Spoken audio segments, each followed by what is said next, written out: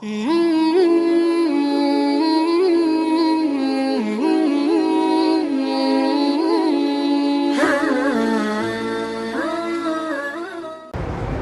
لله رب العالمين والصلاة والسلام على سيد الأنبياء والمرسلين وعلى آله وأصحابه أجمعين أما بعد فقد قال النبي صلى الله عليه وسلم سبعة يظلهم الله في ظله يوم لا ظل إلا ظله امام عادل وشاب نشأ في عبادة الله ورجل قلبه معلق بالمساجد ورجلان تحابا في الله اجتمعا عليه وتفرقا عليه ورجل دعته امرأة ذات منصب وجمال فقال إني أخاف الله ورجل تصدق بصدقة فأخفاها حتى لا تعلم شماله ما تنفق يمينه ورجل ذكر الله خاليا ففازت عيناه أو كما قال عليه الصلاة والسلام۔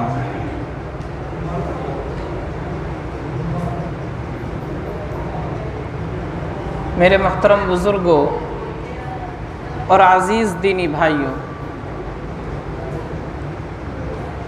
میں نے ابھی آپ حضرات کے سامنے نبی پاک صلی اللہ علیہ وسلم کی ایک مبارک حدیث پڑھی۔ اس حدیث میں اللہ کے نبی صلی اللہ علیہ وسلم نے یہ فرمایا کہ 7 قسم کے لوگ ایسے ہیں کہ جن کو اللہ قیامت کے دن اپنے عرش کے نیچے جگہ عطا فرمائیں گے۔ قیامت کا دن بڑا ہولناک ہوگا، بڑا خطرناک دن ہوگا۔ دنیا میں کوئی ماں اپنے بچے کو آگ میں جلتا ہوا نہیں دیکھ سکتی، اس کو آگ سے بچانے کے لیے خود آگ میں کود جائے گی۔ لیکن قیامت کے دن ایسا ہوگا کہ ماں اپنے بچوں کو بھول جائے گی، باپ اپنے بیٹے کو دنیا کے اندر تکلیف میں نہیں دیکھ سکتا۔ کوئی اگر اس کے بیٹے کو قتل کرنا چاہے تو باپ کہتا ہے کہ پہلے مجھے مار دو، اس کے بعد میرے بیٹے کو کچھ کہنا، میری زندگی لے لو، میرے بیٹے کو کچھ نہ کہو۔ لیکن قیامت میں یہ باپ، یہ ماں، کوئی کسی کے کام نہیں آئے گا۔ تو قیامت کا دن ایسا ہوگا کہ ماں باپ بھی الگ ہو جائیں گے، ماں اپنے بچوں کو بھول جائے گی، کوئی کسی کے کام نہیں آئے گا۔ قرآن میں اللہ نے فرمایا یوم یفر المرء من اخیہ، کہ قیامت کا دن ایسا ہوگا بھائی بھائی سے بھاگے گا، وَأُمِّهِ وَأَبِيهِ، اپنے ماں باپ کو چھوڑ کر بھاگے گا، اولاد کو چھوڑ کر بھاگے گا، وَصَاحِبَتِهِ وَأَخِيهِ، دوستوں کو چھوڑ کر بھاگے گا، کوئی دوستی کام نہیں آئے گی۔ قیامت کا دن اتنا خطرناک ہوگا، ہر ایک کو اپنی فکر ہوگی کہ میرا کیا بنے گا۔ تو ایسے دن میں، اس دن سورج بالکل انسانوں کے قریب ہوگا۔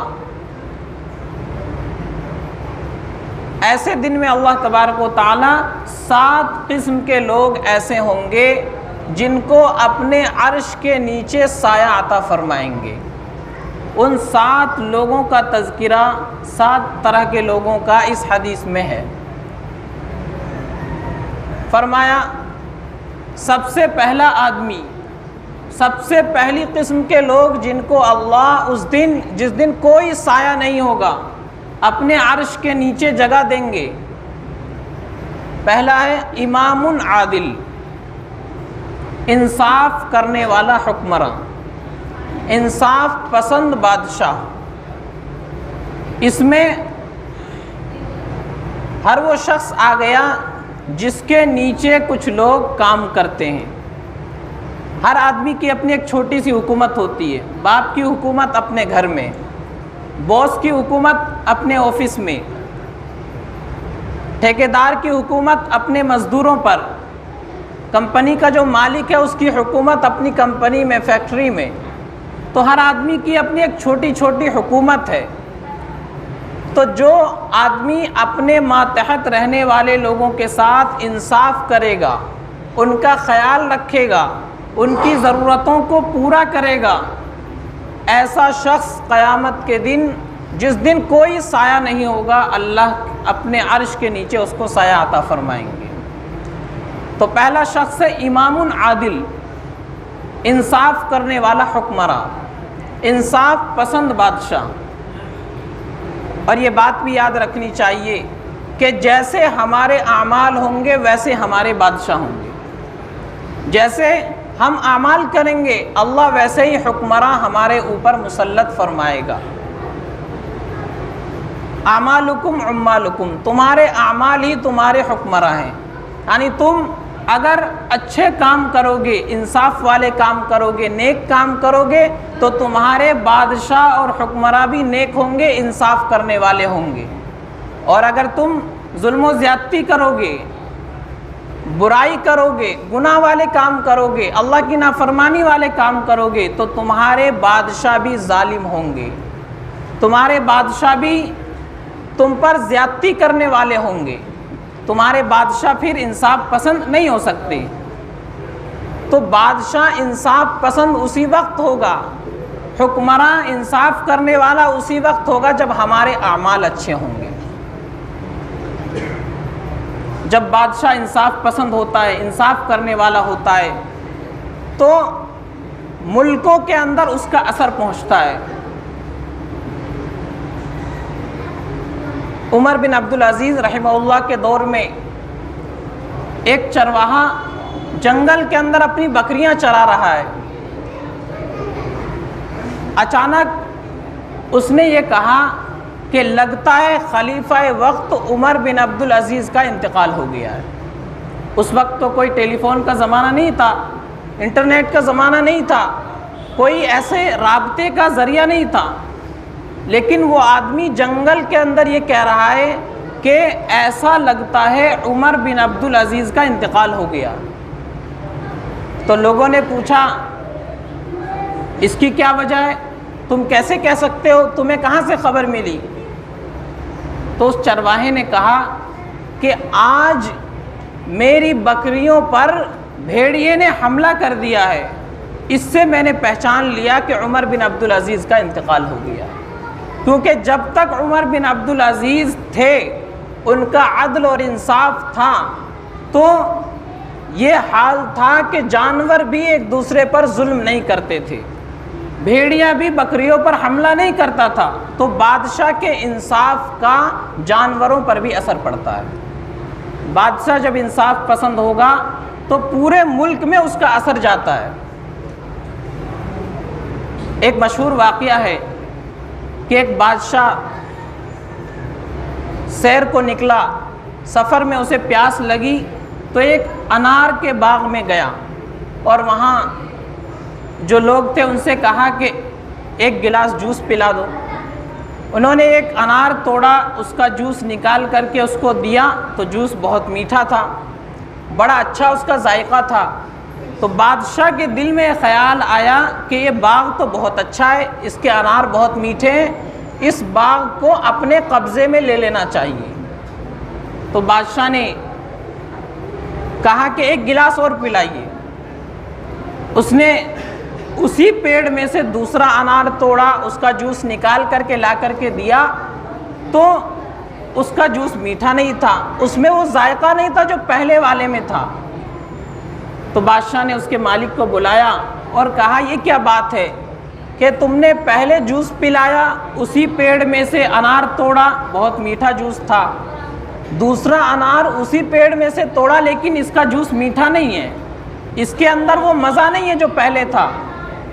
تو اس باغ کے مالک نے کہا کہ ایسا لگتا ہے ہمارے بادشاہ کی نیت میں فطور آ گیا ہے، اس کو نہیں معلوم تھا کہ میں جس سے بات کر رہا ہوں وہی بادشاہ ہے۔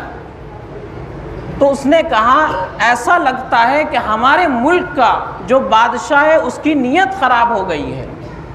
تو بادشاہ نے دل میں سوچا کہ واقعی میری نیت خراب ہو گئی ہے، میں نے اس باغ پر قبضہ کرنا چاہا، اس وجہ سے اس کا ذائقہ خراب ہو گیا۔ تو معلوم ہوا کہ بادشاہ کی نیت کا اثر، بادشاہ کے اخلاق کا اثر اس کے ملک پر پڑتا ہے، پھلوں کے اندر پڑتا ہے، جانوروں کے اندر پڑتا ہے۔ اور بادشاہ انصاف پسند کب ہوں گے؟ جب ہمارے اعمال اچھے ہوں گے۔ تو پہلا شخص جس کو اللہ تبارک و تعالی قیامت کے دن اپنے عرش کے نیچے جگہ دیں گے وہ انصاف پسند حکمراں ہوگا۔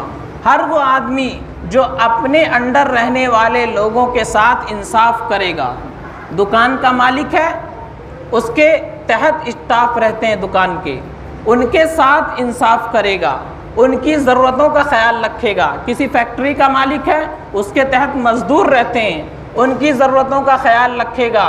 تو ایسے آدمی کو اللہ قیامت کے دن اپنے عرش کے نیچے جگہ عطا فرمائیں گے۔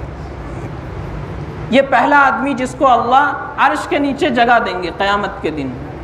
دوسرا فرمایا شاب نشأ فی عبادت اللہ، وہ نوجوان جو اپنی جوانی کو اللہ کی عبادت میں گزارتا ہے۔ ویسے تو پوری زندگی اللہ کی عبادت کرنی ہے، لیکن بچپن کا زمانہ ایسا ہوتا ہے کہ آدمی کو شوق ہو یا نہ ہو، کسی ڈر کی وجہ سے اس کو کرنا پڑتا ہے کام۔ بچہ ہے، اس کو ڈر ہے، میری امی ہیں، ابو ہیں، استاذ ہیں، بڑے ہیں، گھر کے بڑا بھائی ہے، اگر نہیں کریں گے اچھے کام، اللہ کی عبادت نہیں کریں گے، نماز نہیں پڑھیں گے تو امی ابو بڑے بھائی گھر کے بڑے پٹائی کریں گے، تو اس ڈر سے وہ نماز پڑھ لیتا ہے۔ اور بڑھاپے کا زمانہ ایسا ہے کہ آدمی مجبور ہو کر اللہ کی عبادت کر لیتا ہے، کیونکہ اس کو معلوم ہے پوری زندگی کہاں اس نے گزاری ہے، اب آخری وقت ہے، قبر میں پیر لٹک چکے ہیں، منہ میں دانت نہیں، پیٹ میں آنت نہیں، کچھ کر نہیں سکتا، چاہ کر بھی گناہ نہیں کر سکتا، تو اب کیا کرے گا؟ مجبور ہو کر مسجد میں پڑا رہتا ہے۔ تو بڑھاپے کا وقت تو ایسا ہے کہ اس کو کرنا ہی پڑے گا، معلوم ہے اب میں دنیا سے جانے والا ہوں۔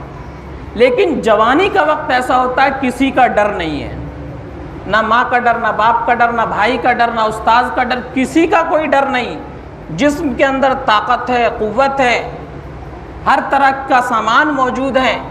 ایسے وقت میں جو بندہ اللہ کی عبادت کرتا ہے، اپنے آپ کو اللہ کے حوالے کر دیتا ہے، تو اللہ تبارک و تعالیٰ قیامت کے دن ایسے شخص کو اپنے عرش کے نیچے جگہ عطا فرمائیں گے۔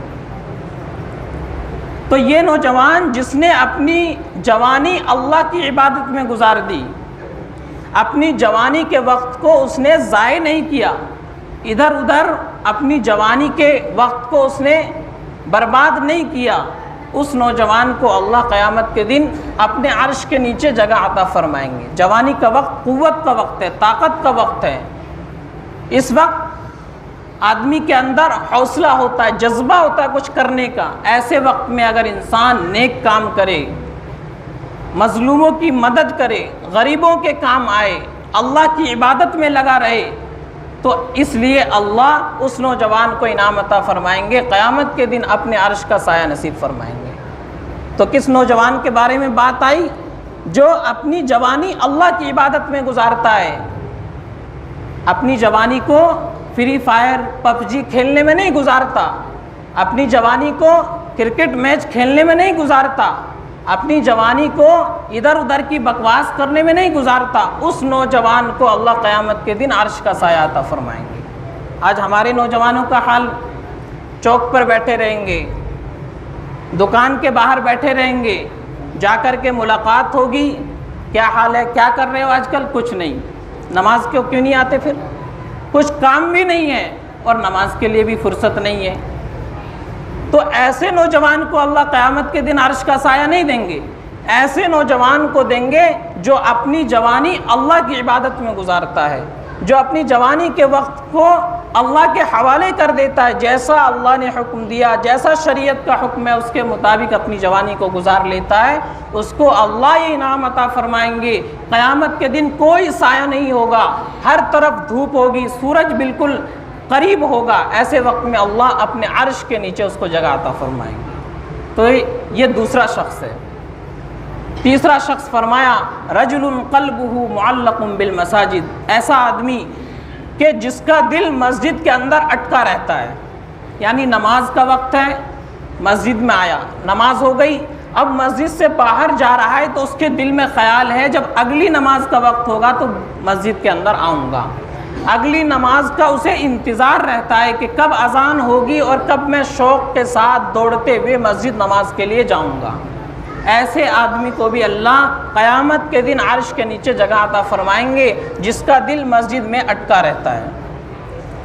ایک حدیث میں المؤمن فی المسجد کالسمک فی الماء، یہ سامنے دیوار پہ لکھا ہوا ہوگا اس طرف، المؤمن فی المسجد کالسمک فی الماء، کہ مومن کا دل مسجد میں ایسا لگتا ہے جیسے مچھلی کا پانی میں، یعنی ایمان ہو اور اس کا دل مسجد میں نہ لگے، ایسا نہیں ہو سکتا۔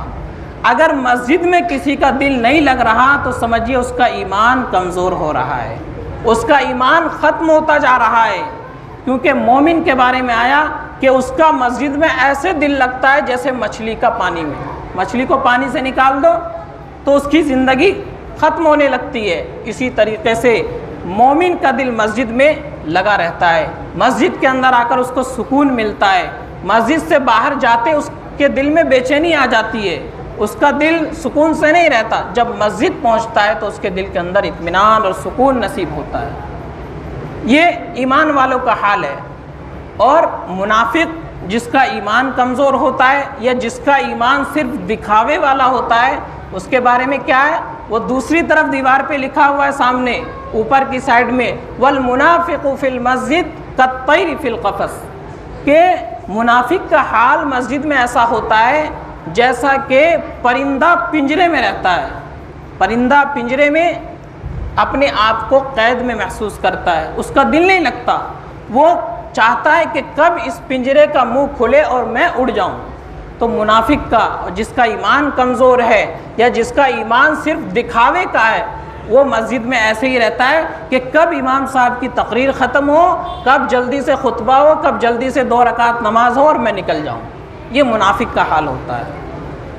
اور ایمان والے کا دل مسجد میں اٹکا رہتا ہے، اسے مسجد کے اندر بیٹھ کر کے سکون ملتا ہے، وہ چاہتا ہے کہ میرا زیادہ سے زیادہ وقت مسجد میں لگ جائے۔ تو تیسرا آدمی یہ ہوگا جس کو اللہ عرش کے سایہ نصیب فرمائیں گے قیامت کے دن، رجل قلبہ معلق بالمساجد، ایسا آدمی جس کا دل مسجدوں میں اٹکا رہتا ہے۔ چوتھے لوگ جن کو اللہ قیامت کے دن عرش کا سایہ نصیب فرمائیں گے، رجلان تحابا فی اللہ اجتمع علیہ وتفرقا علیہ، کہ 2 ایسے آدمی جو اللہ کے لیے محبت رکھتے ہوں، اللہ ہی کے نام پر جمع ہوتے ہوں اور اللہ ہی کے نام پر وہ جدا ہوتے ہوں، یعنی ان کا ہر کام اللہ کے نام پر ہوتا ہو، ان کی دوستی ہے اللہ کے نام پر، وہ کسی سے ناراض ہیں اللہ کے نام پر، وہ کسی سے پیار کرتے ہیں اللہ کے نام پر، کسی سے غصہ کرتے ہیں اللہ کے نام پر، یعنی ان کا ہر کام اللہ کے لیے ہو۔ تو ایسے آدمیوں کو بھی اللہ قیامت کے دن اپنے عرش کے نیچے جگہ عطا فرمائیں گے۔ رجلان تحابا فی اللہ، اللہ کے لیے محبت ہو، اللہ کے لیے دشمنی ہو، اللہ کے لیے پیار ہو، اللہ کے لیے غصہ ہو، ایسے لوگوں کو اللہ قیامت کے دن عرش کا سایہ نصیب فرمائیں گے۔ اور یہ بھی یاد رکھنے کی بات ہے، جو محبت اللہ کے لیے ہوگی اس محبت میں کبھی دشمنی نہیں ہوتی، جو محبت صرف اللہ کے لیے ہوتی ہے اس میں کبھی دشمنی نہیں ہوتی ہے، اور جو محبت دنیا کی کسی مقصد کے لیے اس میں دشمنی ہوتی ہے۔ ایک آدمی کسی دنیاوی کام کے لیے، دنیاوی مقصد کے لیے کسی سے محبت کرتا ہے، مثال کے طور پر کسی مالدار آدمی سے محبت کرتا ہے، اب کوئی دوسرا بھی اس سے محبت کرے گا تو اس کو جلن ہوگی کہ اگر اس کی بھی محبت کو اس نے اپنا لیا تو اس کا مال اس کے پاس بھی چلا جائے گا، میرے پاس کم ہو جائے گا۔ تو یہ دنیاوی مقصد ہے، اس محبت میں دشمنی ہوگی، لڑائی ہوگی، جھگڑا ہوگا. اور جب محبت صرف اللہ کے لیے ہوگی اس میں لڑائی نہیں ہوگی، چاہے ہزاروں چاہنے والے ہوں. اب کوئی کسی عالم سے محبت کرتا ہے، اپنی مسجد کے امام صاحب سے محبت کرتا ہے تو کوئی دنیاوی مقصد نہیں ہے. بھائی ہمارے عالم ہیں، امام صاحب ہیں، دین کے رہنما ہیں، ہم اس لیے محبت کرتے ہیں. اب پوری بستی والے بھی محبت کرتے ہیں تو ان میں لڑائی نہیں ہوگی. اور دنیاوی مقصد ہے، کسی سے مال حاصل کرنا ہے، میں بھی محبت کرتا ہوں مال کے لیے، آپ بھی محبت کرتے ہیں مال کے لیے، تو اب ہم دونوں میں آپس میں لڑائی ہو جائے گی، کیونکہ مال بٹ رہا ہے، آدھا مال میرے پاس آئے گا، آدھا آپ کے پاس چلا جائے گا. تو دنیا کی محبت ہوگی تو لڑائی ہوگی، رقابت ہوگی، دشمنی ہوگی. اور جب محبت صرف اللہ کے لیے ہوگی تو اس میں کبھی لڑائی نہیں ہو سکتی. تو فرمایا جو دو آدمی صرف اللہ کے لیے محبت رکھتے ہو، اللہ کے لیے جمع ہوتے ہو، اللہ کے لیے جدا ہوتے ہو، ان کی محبت کی وجہ سے اللہ ان کو عرش کے نیچے جگہ عطا فرمائیں گے قیامت کے دن. تو یہ چوتھا آدمی تھا جس کو قیامت کے دن عرش کے نیچے جگہ ملے گی. پانچواں آدمی رجل دعته امرأة ذات منصب و جمال فقال انی اخاف اللہ.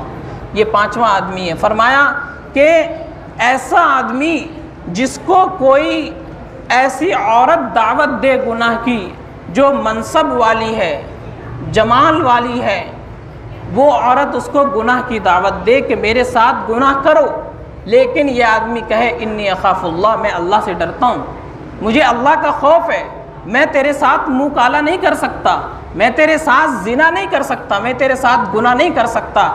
یہ آدمی جو عورت اس کو گناہ کی دعوت دے رہی ہے لیکن یہ کہتا ہے مجھے تو اللہ کا ڈر ہے، میں تیرے ساتھ گناہ نہیں کروں گا، ایسے شخص کو بھی اللہ قیامت کے دن اپنے عرش کے نیچے جگہ عطا فرمائیں گے. ویسے تو کوئی بھی لڑکی ہو، عام معمولی لڑکی ہو، غریب کی بیٹی ہو، چاہے نیچے خاندان کی ہو، کسی کے ساتھ بھی گناہ کرنا تو بہت بڑا اللہ کی نافرمانی کا کام ہے، اس پر عذاب اللہ کی طرف سے بیان کیا گیا. لیکن کوئی ایسی عورت دعوت دے رہی ہے جو بڑے اونچے خاندان کی ہے، معزز خاندان کی لڑکی ہے، مال بھی اس کے پاس بہت ہے اور خوبصورتی بھی بہت ہے، اس کے باوجود انسان اللہ کا خوف دل میں پیدا کر لیتا ہے کہ مجھے تو اللہ کا ڈر ہے، میں تیرے ساتھ گناہ نہیں کروں گا. ایک تو آدمی خود بڑھ کر کے گناہ کرنے کے لیے جائے، یہ بھی غلط ہے. ایک یہ ہے کہ عورت دعوت دے رہی ہے کہ آؤ میرے ساتھ گناہ کرو، ادھر سے گرین سگنل مل رہا ہے، لیکن انسان اللہ کے خوف کی وجہ سے کہتا ہے مجھے تو اللہ کا ڈر ہے، میں تیرے ساتھ گناہ نہیں کر سکتا. تو ایسے شخص کو اللہ قیامت کے دن عرش کا سایہ عطا فرمائیں گے جو صرف اللہ کے ڈر کی وجہ سے گناہ کو چھوڑ دے گا. یہ پانچواں شخص ہے. چھٹا شخص فرمایا جس کو اللہ قیامت کے دن عرش کا سایہ عطا فرمائیں گے رجل تصدق بصدقۃ فاخفاها حتى لا تعلم شماله ما تنفق يمينه. کہ ایسا آدمی جو صدقہ اس طرح کرتا ہے چھپا کر کے کہ اس کے بائیں ہاتھ کو بھی خبر نہیں ہوتی دائیں ہاتھ نے کیا دیا ہے کسی کو، دائیں ہاتھ سے کیا خرچ کیا بائیں ہاتھ کو بھی خبر نہیں ہوتی، اس قدر چھپا کر کے صدقہ کرتا ہے، غریبوں کی مدد کرتا ہے اور کسی مظلوم کے کام آتا ہے. ایسے آدمی کو بھی اللہ قیامت کے دن عرش کے نیچے جگہ عطا فرمائیں گے. یہ بات یاد رکھنے کی ہے کہ ویسے تو صدقہ کرنا یہ چھپا کر کے ہی ہونا چاہیے، لیکن بہت سے موقع ایسے آ جاتے ہیں کہ وہاں پر دکھانا بھی ضروری ہو جاتا ہے. اب جیسے مسجد کے اندر اعلان ہو کہ مسجد کی ڈھلائی کے لیے چندہ ہو رہا ہے یا مدرسے کے لیے چندہ ہو رہا ہے، ایسی جگہ پر اگر کوئی آدمی کھڑے ہو کر اپنا نام لکھواتا ہے، کھڑے ہو کر چندہ دیتا ہے تو یہ درست ہے، کیونکہ اس کو دیکھ کر کے دوسروں کو بھی حوصلہ ہوگا، اس کو دیکھ کر کے دوسروں کے اندر بھی جذبہ پیدا ہوگا کہ اس بھائی نے 10,000 لکھوائے ہیں تو اس کے اندر کم سے کم 10 کا نہیں تو 5 کا حوصلہ ضرور پیدا ہو جائے گا. تو بہت سی جگہوں پر دکھانا یہ کسی مصلحت کے وجہ سے ضروری ہو جاتا ہے. اب جیسے کنجوس بیٹھے ہوئے ہیں، کسی کی جیب سے پیسہ نکلتا ہی نہیں ہے تو اس وقت کسی کو دکھانا پڑے گا تاکہ دیکھ کر ہی کم سے کم اس کی غیرت جاگ اٹھے، دیکھ کر ہی اس کا دل زندہ ہو جائے اور کم سے کم دیکھا دیکھی اس کے دل سے پیسہ نکل جائے تو ایسے وقت میں دکھا بھی سکتے ہیں، تو ویسے صدقہ چھپا کر کرنا چاہیے، لیکن کہیں اگر مصلحت ایسی ہے، کہیں کسی غریب کی مدد کرنی ہے، اگر ہم دکھا کر کے کریں گے تو دوسرے لوگوں کو بھی سبق ملے گا، دوسرے لوگوں کے اندر بھی حوصلہ ہوگا، جذبہ ہوگا، اور وہ بھی اس کی مدد کریں گے تو وہاں بھی دکھا سکتے ہیں۔ لیکن ویسے عام حالات میں صدقہ چھپا کر کے کرنا چاہیے، کسی کو خبر نہ ہو۔ تو فرمایا ایسا آدمی جو صدقہ اس طرح کرتا ہے کہ دائیں ہاتھ سے دیتا ہے، بائیں ہاتھ کو خبر نہیں ہوتی، اس آدمی کو بھی اللہ قیامت کے دن عرش کا سایہ عطا فرمائیں گے۔ آج کل ہم لوگ کسی کو اگر 10 روپے دیتے ہیں تو پورے گاؤں میں پہلے اعلان کر دیں گے کہ آج میں نے اس کو 10 روپے دیے ہیں، آج میں نے اس کی مدد کر دی، آج میں نے اس کے گھر میں 1 کلو چاول اور 1 کلو آٹا دے دیا۔ پورے محلے میں جب تک اعلان نہیں ہوگا اور جب تک اس کو دیتے ہوئے فوٹو کلک نہیں کیا جائے گا اس وقت تک مدد ہوگی نہیں۔ حالانکہ اللہ کے نبی فرما رہے ہیں کہ اس طرح صدقہ کرے، دائیں ہاتھ سے دیتا ہے تو بائیں کو بھی خبر نہ ہو، ایسے آدمی کو اللہ عرش کے نیچے جگہ عطا فرمائیں گے۔ اگر ہم کسی کی مدد کر رہے ہیں دکھانے کے لیے، فوٹو کھنچوانے کے لیے، تو اس کا کوئی فائدہ نہیں ہے، بجائے اس کے ثواب کے اللہ کے یہاں عذاب ہو سکتا ہے۔ تو اس لیے کسی غریب کی مدد کرنی ہے، کسی مظلوم کے کام آنا ہے تو چھپ کر کے اس طرح دے کہ اس کو بھی شرمندگی نہ ہو۔ اگر ہم 10 آدمی کے سامنے کسی کی مدد کریں گے تو وہ آدمی اپنے آپ کو سمجھے گا ذلیل، اپنے آپ کو کمتر سمجھے گا کہ مجھے اللہ نے کتنا کمزور بنایا کہ ساری دنیا کے سامنے مجھے ہاتھ پھیلانے پڑ رہے ہیں۔ تو اس لیے ہمیں اور آپ کو چاہیے ہم کسی کی مدد کریں تو چھپا کر کے کریں۔ ہاں جہاں پر ایسا موقع ہو کہ دکھانا ضروری ہو جائے لوگوں کے اندر حوصلہ پیدا کرنے کے لیے تو وہاں دکھا بھی سکتے ہیں، اس میں کوئی حرج نہیں ہے۔ تو یہ چھٹا آدمی ہے جس کو اللہ عرش کے نیچے جگہ عطا فرمائیں گے، جو صدقہ چھپا کر کے اس طرح کرتا ہے، دائیں ہاتھ سے دیتا ہے تو بائیں کو بھی خبر نہیں ہوتی۔ 7واں آدمی جس کو اللہ عرش کے نیچے جگہ عطا فرمائیں گے، فرمایا کہ من ذکر اللہ خالیا ففاضت عیناہ، رجل ذکر اللہ خالیہ، ایسا آدمی جو اللہ کو تنہائی میں یاد کرتا ہے اور اس کی آنکھوں سے آنسو نکل آتے ہیں۔ تنہائی میں بیٹھا ہے، کوئی انسان نہیں ہے، کوئی دیکھنے والا نہیں ہے، وہاں تنہائی میں بیٹھ کر اللہ کو یاد کر رہا ہے اور اللہ کے خوف کی وجہ سے اس کی آنکھوں سے آنسو نکل آتے ہیں، تو فرمایا اس آدمی کو بھی اللہ عرش کے نیچے قیامت کے دن جگہ عطا فرمائے گا۔ تو یہ 7 خوش نصیب لوگ ہیں جن کو اللہ قیامت کے ہولناک اور خطرناک دن میں، جس دن کوئی کسی کے کام نہیں آئے گا، اپنے عرش کے نیچے جگہ عطا فرمائیں گے۔ تو اس حدیث میں ہمارے لیے سبق ہے کہ ہم بھی اپنے اندر یہ 7 خوبیاں پیدا کریں۔ نمبر 1 فرمایا امام عادل، انصاف کرنے والا بادشاہ۔ بادشاہ ضروری نہیں ہے ہم اپنے گھر میں انصاف کریں، ہم مالک ہیں اپنے مزدوروں کے ساتھ انصاف کریں، ہم دکان کے اونر ہیں تو اپنے اسٹاف کے ساتھ انصاف کریں، یہ بھی اس حدیث کے اندر داخل ہے۔ تو انصاف کرنے والا بادشاہ۔ دوسرا فرمایا کہ ایسا نوجوان جو اپنی جوانی کے وقت کو اللہ کی عبادت میں گزارے۔ تیسرا ایسا آدمی جس کا دل مسجد کے اندر اٹکا رہتا ہے، اس کو مسجد میں سکون ملتا ہے۔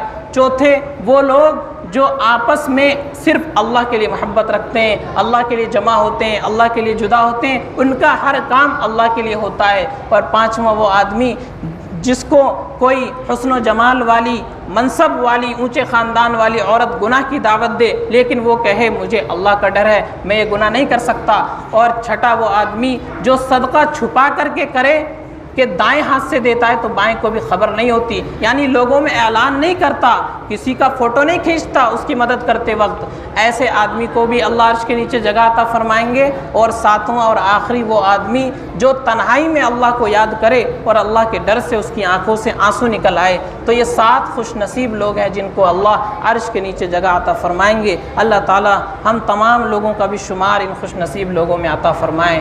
وآخر دعوانا ان الحمد للہ رب العالمین۔